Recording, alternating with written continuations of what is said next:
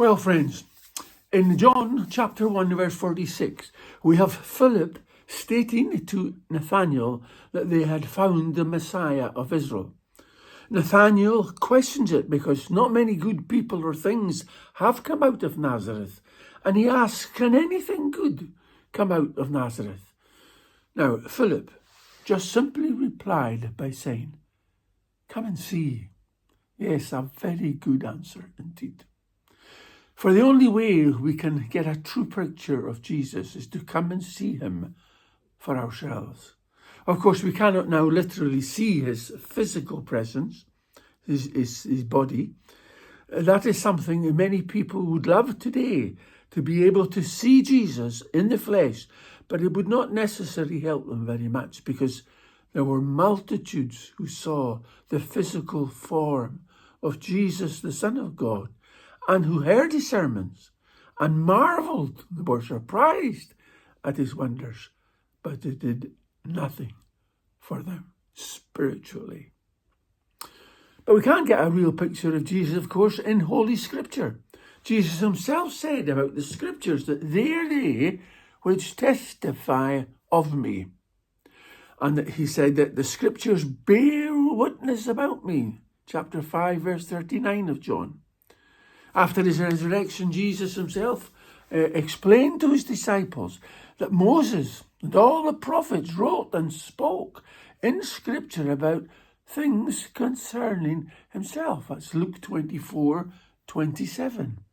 So the Scriptures are a reliable and accurate source of information and illumination of the important aspects of the real Jesus. But of course, we can also read the Scriptures. We need to read the Scriptures objectively. And that can be very hard to do. To read it objectively without a preconceived understanding is difficult. Being so familiar with the Scriptures, we Christians tend to have an already formed idea of Jesus before we read about him anew. That was a view formed from our traditional and ecclesiastical encounters of him in our younger years, either from our parents or Sunday school teachers. Or we can have a picture of him, a perverted picture, an erroneous idea of Jesus from those who have never met him spiritually and have never heard or seen him or read about him. Now, it's possible also to read the Scriptures and not grasp what the Scriptures are really saying to us. In fact, John tells us that there were those standing beside Jesus and who were regular readers of the Scriptures. But Jesus had to say to them that his voice, meaning his own, Jesus' own voice, you've never heard. And his form, you've never seen.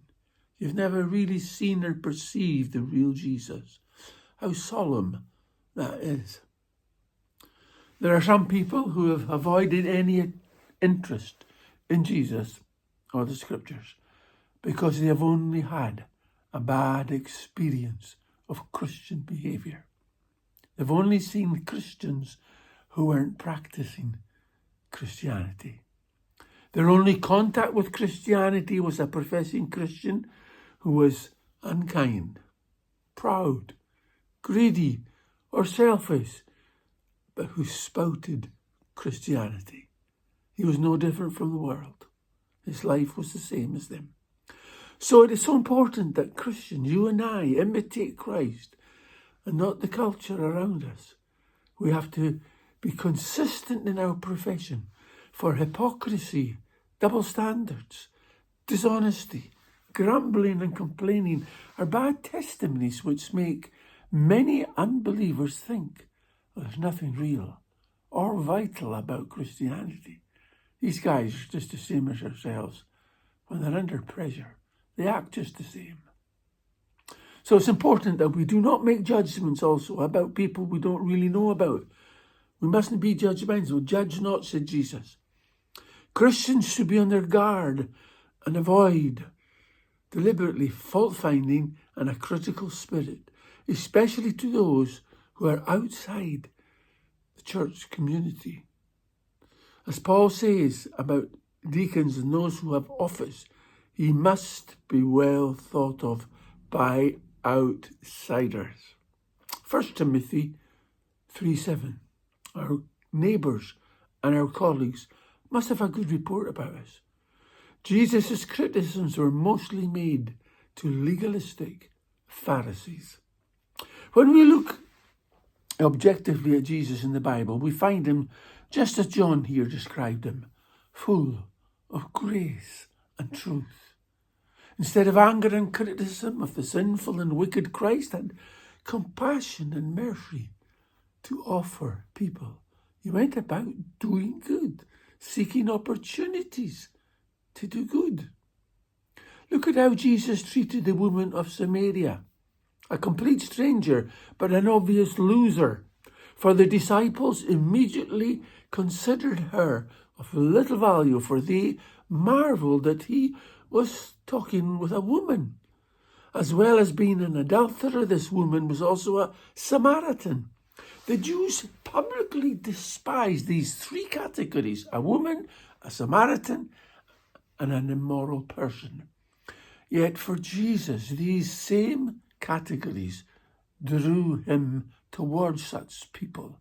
Jesus really waited for this woman to arrive at the well. He did not, and seeing her coming, speed off to avoid getting involved with her. And then he dealt so tenderly with her, in convicting her of sin. He just said, "Go, call your husband." And then he explained to her and renewed her and enlightened her and strengthened her. And then again look at Jesus with another woman caught in a sinful act in adultery. Note how Jesus first delivered her from the clutches of vicious people who were attacking her and who rejoiced in finding someone guilty of sin.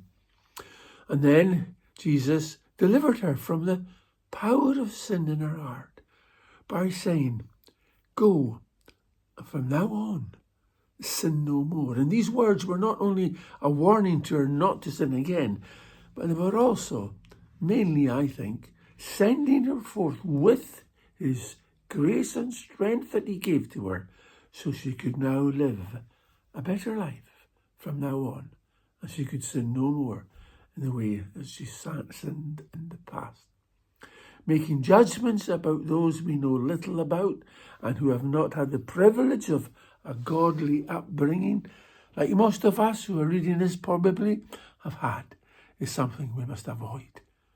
Jesus' heart went out to the lost, and he wept when just looking at the multitudes of people who were milling around, as we read in Luke chapter 19, verse 31.